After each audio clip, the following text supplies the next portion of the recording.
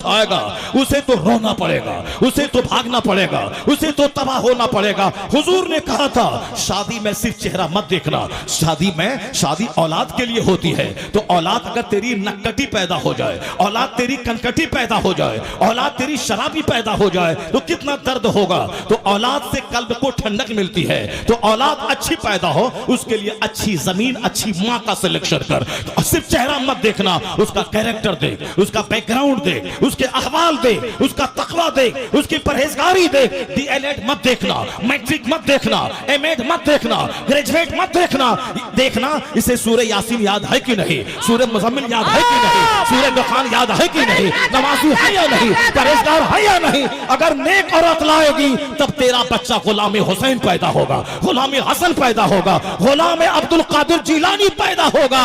जब बाप होगा मुफ्ती नकी अली खान और माँ होगी तहज्जुद गुज़ार, तब बेटा अहमद रजा का पैदा होता।